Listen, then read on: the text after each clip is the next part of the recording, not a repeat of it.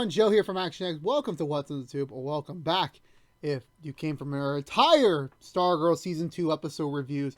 And now we're here, Season 3, predictions time. Now, I'm recording these out of order because my mind is so jacked up from the Season 2 finale. There's just so much to talk about that I want to get this all out of my mind before I record the Season 2 review. But the Season 2 review is going to come out first because it's just for better promotion. So, just letting you know, I will be spoiling the entirety of Stargirl so far, Season 1 and Season 2 included. So, if you have not yet seen the second season of Stargirl, or have you seen our episode reviews, please go watch them. We've recorded all 13 reviews, all up on youtube.com/ActionX videos, so for your amusement.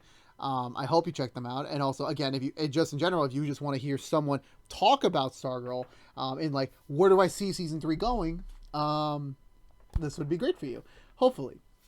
But just, again, please, there will be spoilers abound. So here's your final warning. If you have not yet seen Stargirl Season 1 or Season 2, go check it out right now and then come back so you can hear my thoughts on it. So ready? Right now, go.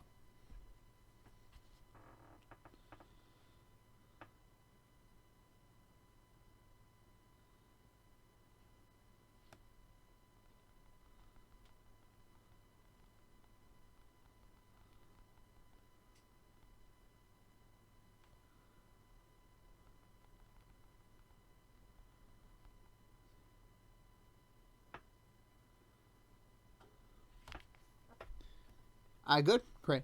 Okay, so starting off, Stargirl Season 3, it's already been confirmed. We are getting Season 3. It will be called Stargirl Frenemies. So even the subtitle alone gives us a lot to work with. I will say this much, and I haven't recorded the Season 2 review yet, so I'll talk more about this spoiler-free in that review in terms of the context of it. I was very hopeful that a Season 3 would focus on a new JSA versus the new ISA, and we were just going to get sprinklings and teases in Season 2. That's what I was hoping into, but we're getting a completely different direction for Season 3, which, frankly, I'm not going to mind. It's going to create more comedic aspects and a lot more tension as that goes along. But as I said before, I trust in the writers that they're going to give us something great to watch next year. So I'm really hopeful that the quality will continue into Season 3. So regardless of what I was thinking, I'm still hopeful that whatever they're going to give us at the end is going to be worth it. So with that also being said, Season 3, the story, first of all, release schedule, it will probably it's a summer thing, Stargirl summer, so we will probably get Season 3 at some point in July. They already started shooting the third season, and a hopeful VFX doesn't take that long. I do imagine us getting Season 3 at some point, maybe July of 2022, probably August, if we're going to be fair on that. The CW was very different this season with the whole pandemic delays with all the shows. So regardless of where they're going to take that for Season 3 in terms of where they're going to put that on the release schedule, I'm going to still say July, maybe August for it, to get us back into that world. So we'll return then. But as for the story, for the theme-wise, it's going to be interesting. I think the theme will be fully passing on the baton. Because it's definitely going to be very interesting. I have this very cool idea in my brain, and I'm just it's too much. It could just be me having Spider-Man No Way Home on the brain. It's just a very big what if idea that they'll probably never do. It'll be fun. My idea would be, what if you do a multiverse story where Stargirl finally understands, the Flash the Flash on the CW was kind of the scapegoat, opening up the multiverse into other universes, and then now it's just doing its own thing. It would be fun if in this new generation, Stargirl was the one and she fights villains from all across the CW verse, Reverse Flash, Damien Dark, that sort of spiel. That's just kind of in my brain, kind of a stupidity idea, to be honest with you. So I don't expect that to happen. It was just a very fun idea, and also would be a way to kind of get those actors back into the roles and have them on a new show. Kind of how they did with Jay Garrick this season, even though they robbed them of potential there. I'll stop there. To be honest with you, I'm going to stop. But, so, theme-wise, what I mean by that is that Season 1 was all about legacy and just having them understand what they're stepping into these legacy superheroes that have been around for so long. What I want to see for Season 2, and then when we saw in Season 2, was I'm kind of wrestling with the fact that they are now part of this legacy, but how do they continue that right as they're thrown into like the monotony of being a superhero, and what does that really mean to be one? And then season 3, I want them to like fully embrace it. Sadly, again, we're this season we got a tease of that with the real Dr. Midnighter fully passing on the baton to Beth, and then that's just opening up other things for her to do. And then with Stargirl, like obviously with Sylvester being now back on the show, like as a series regular, it's going to open up so much new potential, which I'm going to get to in a moment. I just really wanted to emphasize that him being on the show is going to make things even more interesting. And I have very high hopes for season 3. I really do. But I want to really see every character kind of like really step into their roles of like, we're the next in line. What do we, now we have to fully accept what we're meant to be, and how do we move forward with that? And also, this is the midpoint of the story. Supposedly, I know the actress I can't pronounce her last name. I apologize. She has said before the pitch was 6 seasons. Season 3 will be the halfway mark of what the plan is, and it could always change. CW could just end up canceling the show early because of low ratings, because it has happened. Black Lightning had an idea for 5 and 6, but they just squeezed it all into 4. So it could be possible. We'll see how it goes. I don't think season 3 will be the last, though. I do believe we'll still get one more season at the end, but I do hope we get the full 6-season story just to like tell this story. But for season 3, again, exploring the frenemies aspect, it's going to be weird because we got that tease at the end of season 2 from Cindy that she doesn't want to be a villain anymore. She doesn't want to embrace what her father was trying to raise her to be. She wants to be something new. She wants to be the part of the JSA, which I'm like, what? Okay, sorry about that face freeze. I was focusing on something else for a second. I blacked out there for a second. For me, I want there to be that dynamic where it's like Cindy is... Sorry, I was just making sure we're recording. Cindy does have that negative element in her still, that it's going to be interesting of them having kind of like an anti-hero on the team, where it's like she's not a villain anymore, but she's definitely not a hero.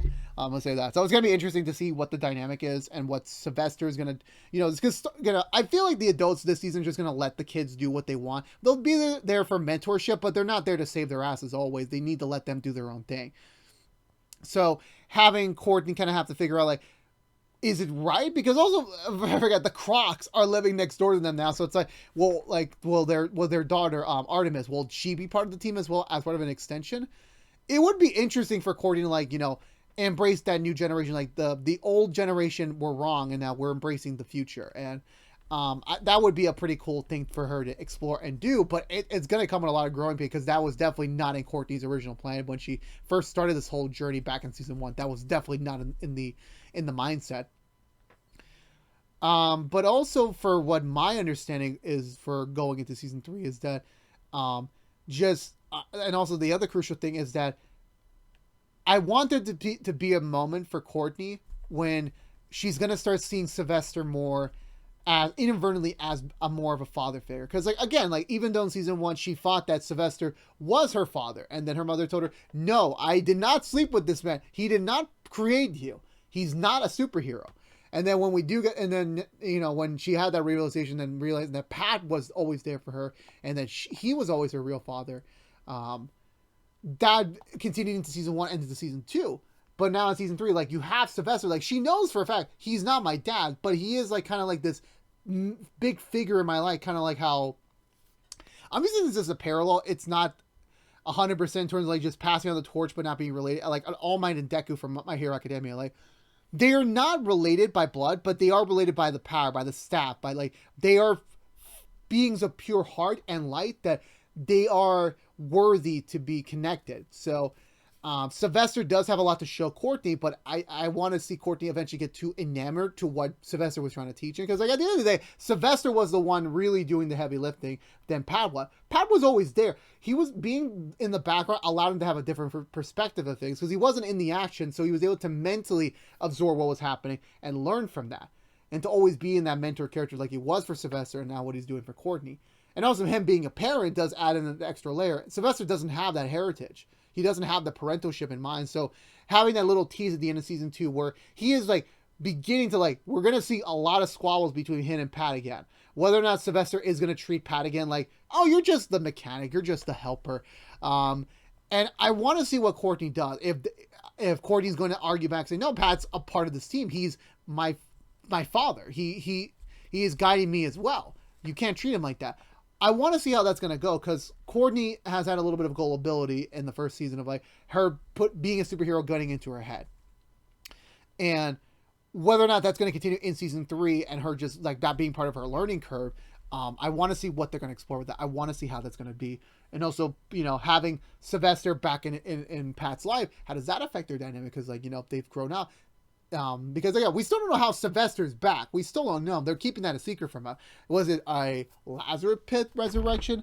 Was it just like a Crisis in Infinite Earth anomaly? Like, we don't know.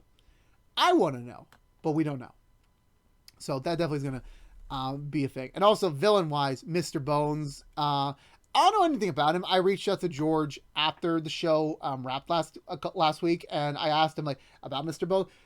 It's a very obscure DC character, which I'm not surprised, since the CW shows have lately kind of delved into like the C and D lister villains and try to do more with them, which does make sense, because like at one point it's very complicated to like really bring in like an A-list villain to the big screen or into the screen of television without it having a lot of criticism from fans from being, oh, it's too low budget, or the actor isn't right, or just X this and X that. With having a lower tier villain, you lower your expectations, but you also bring in a new character from the comics onto the screen. Where I don't know much about Stargirl's Rogue Gallery. I really don't know. I don't know personally, but Mr. Bone, he looks like an interesting villain. From what I read online, the actor who played a different character before in the larger DC universe. So him coming back to do a new character is going to be interesting, in the same vein of how Eclipso this season was played by an Arrow villain, and now he portrayed a new villain in Stargirl.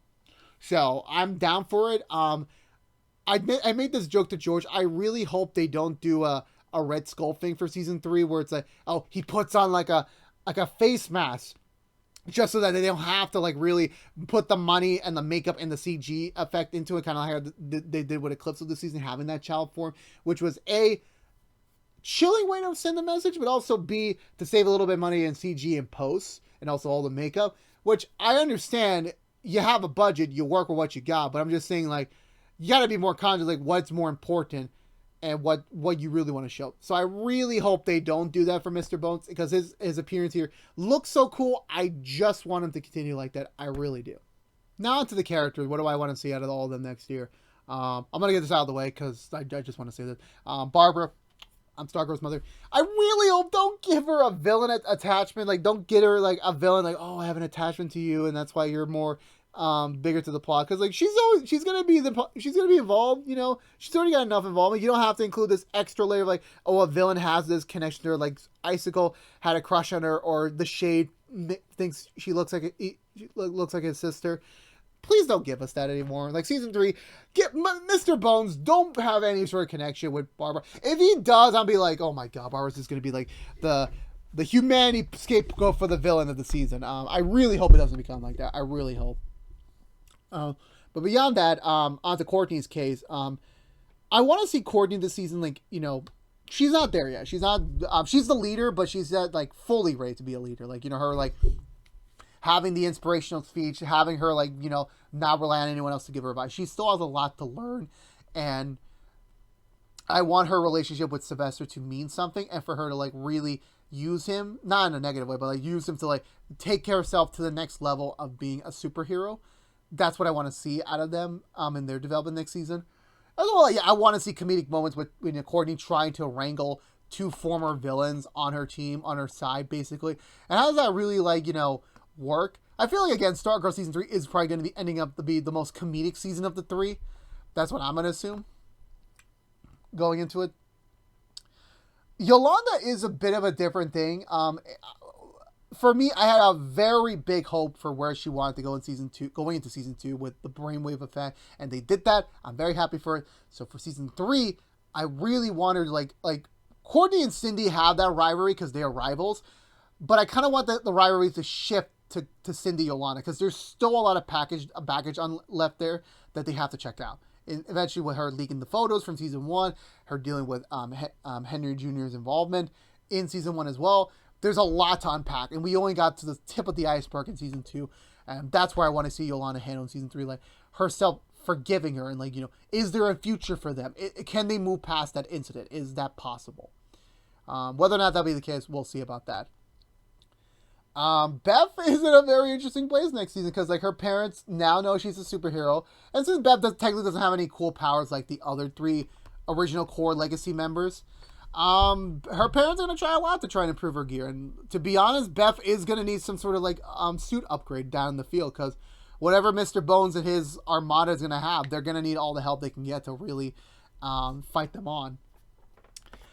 For Rick, Rick and Grundy had a connection this season that I wasn't really expecting. So regardless of like, I really hope they do not Riverdale it and like just have, you know, Rick leave for a while to go resurrect Grundy for. It would be fun if it was just an episode, just like a road trip in the beginning, just to get him back. But I really just don't hope like they just make that a thing where like he just leaves because he doesn't have the hourglass anymore, so it kind of really hinders him a little bit. I would expect him to have some sort of like episode where he like actually does get him fixed and learn the real meaning of being Our Man. I think that would be an interesting thing for him to do next season to kind of like get him back into fully into the role really because he had a lot to do in season 1 and the superhero aspect of him in season 2 kind of went away to focus more on the Grundy thing. So I hope in season 3 we kind of come back to like, you know, his family and his legacy in terms of him going back to being Our Man fully again. Who else can I talk about? Sylvester, again, I want to see how he came back. I want to see him like now being the mentor, you know, him like sharing that role with Pat, and you know, as Pat is the father, parental mentor figure, and like, you know, Sylvester is going to be the true superhero mentor figure to Courtney. I want to see him really develop and really get to that next point of like his superhero career where like he's just the mentor. He's just there to help. He's not going to be on the field or anything, you know, just let's not do any of that. I will touch on Cindy a bit. Cindy's, I really hope they don't do something cliche and like kind of have her go back to the side of evil. There was a character I remember in my head. She could kind of be the Vegeta of Stargirl, where it's like she was evil at first, but now she does slowly turn to be good. But she's still gonna have that like that very cocky, very villainous nature to her. But it's not something that she's gonna like really act upon. That she's just gonna put that into her hero work. I would expect her to like kind of have that direction going into season 3. Well, at least I hope we get to see at least. Mike trying to form his own superhero team, it makes like a fun concept. I do end up thinking they're just going to be like the Young Justice equivalent to the JSA, where it's like, what is, you know, Young Stripe and, you know, Thunderbolt, and like maybe they'll have like another third kid, like not kid, but like younger tier character join the cast just to like have like at least a trio to kind of like really make it a team. That would be my expectation on it. And this is kind of like a really, really big stretch, so brace for me on this. With Icicle Jr. This is going to be such a bold statement for me because, like, even though I'm very critical on Spider-Man 3, I would like it if Icicle Jr. became the new Goblin for Stargirl Season 3, where his grandparents are going to tell him a falsified story of what really happened. That, oh no, Courtney and her team are the bad guy. Your dad was trying to save the world and they killed him. Like, I don't think it's going to be that gullible, but I would be fun if like he tried to like for a while like to really like, what if he became the Cindy where it's like he truly wanted to start the Isaac? Like maybe he's not going to be a full villain, but he's going to definitely not be with Courtney especially Mike once he learns that Mike was the one who killed his dad. It would be interesting. It would be a dark moment, and this show's so lighthearted that I don't think we'll get that if Icicle Jr. like crosses a line and he kills someone close to Courtney, and that kind of enables Courtney to like not even try anything with him anymore and just like, we got to take him out. It would be interesting. It also would be another thing if like Cindy and Artemis try to be with the JSA, but it doesn't work, and then Icicle Jr. is the one to like truly recruit them back to the dark side, and something like that. It would be interesting. Would it happen? I don't know.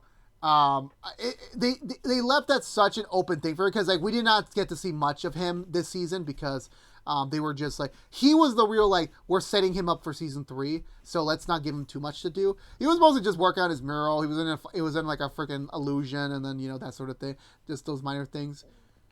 And then again, this is another Spider-Man ass thing from the Raimi trilogy. What if Icicle himself like started like projecting himself in his mind, like, you know, giving his son the push to like be a villain, to be this, like, resume my plans for world domination?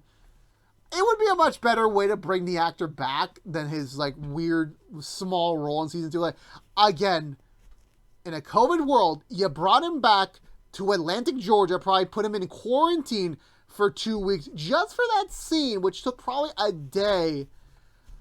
Was probably a waste of time. I'm still honest on that. That was a waste of time.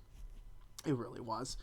But if what I just said would happen, it would be a much better way to put him in season 3. It would be ever. Also, bring back the Gambler. There's still some other ISA villains we haven't even touched upon yet. The Gambler still needs to come back. Haven't, like, it's been a season. He could still come back. Shade being around. If the Shade ends up just being like a random like villain of the week, like he's gonna dabble back into the dark side for a bit. I'm like, that'll be fine. It'll be a fun, like, you know, they still need to have a proper rematch, so it's like, yeah, keep that door open for them. I'll be honest with you. I think they introduced all the, like, the Hawks are still something. Like, what do they want to do with the Hawks? For me, it would be very, like, because again, you still need to have those legacy JSA characters pop in. You can still have the flashback. And for the love of God, if you're going to bring Jay Garrett back, maybe, please do a freaking flashback. Like, I would love it if Sylvester is telling the story of, like, a JSA adventure, and we just get to see the original JSA in action. They have another chance. Let's do it. Bring in the Hawk. Hell, fuck it. Bring back the DC Legends of Tomorrow Hawks. Like, and, like, say, like, oh, they're the Earth 2 Hawks as well. Like, do it. Like, you have possibilities. You have the resources. Do it. And I know, like, they're not the core function of the story. This is just fan service for fan service. But if you're bringing back John Wesley Shipp as Jay Garrett, really do something with it. Really do it. Because if you're not gonna, then there's no point to do it.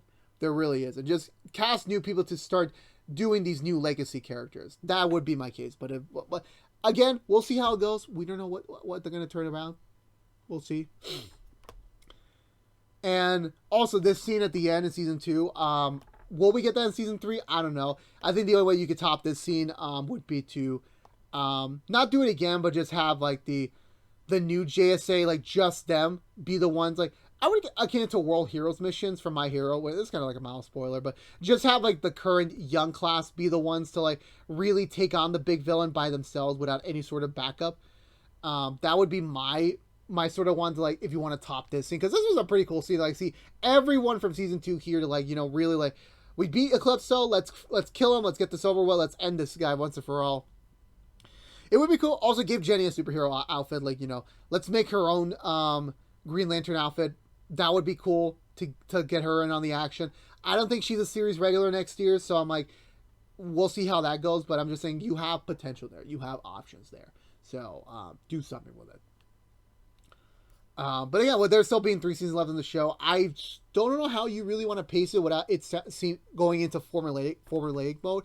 They're still keeping things, like, fresh and, like, you know, you're really getting into the concept of, like, what the show is starting to be. So you're still got that high there, the creative high there. I'm just really curious to see what goes on lies and after this point. That's what I'm interested in seeing. So yeah. So there you go. That's all my thoughts on season 3 that I was willing to get out of my head. I'm trying to think if there's anything else I can mention. Is there? Also, my tea is cold, which I'm very disappointed about. Oh, yeah, I think that's it. I think I covered all the bases there throughout what I want to see. Will it end up being happening? We don't know. We'll come back next season and figure it all out. Because this has been your season 3 predictions video for Stargirl. Let me know in the comments below, what did you want to see in season 3? Let's talk about it. This is it.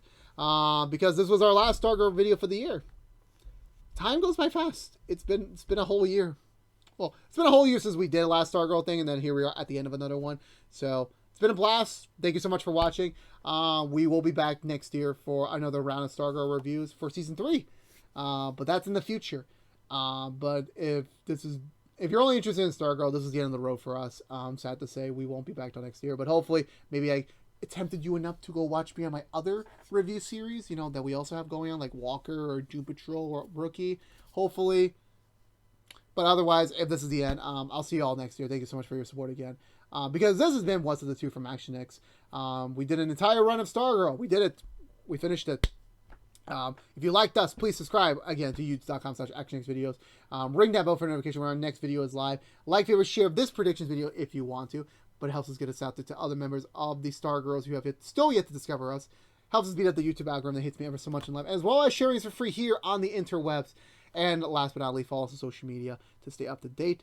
But again, thank you so much for supporting me on these last 14 weeks of content. It's been fun. I love talking with you guys. I love talking about Stargirl. Can't wait to do this all over again for season 3 next year. So until then, stay safe out there. Be good to each other. Enjoy your holidays. Have a great year. See you around if you're going to stay around. Otherwise, I'll see you all next year. But until we see each other again, peace out.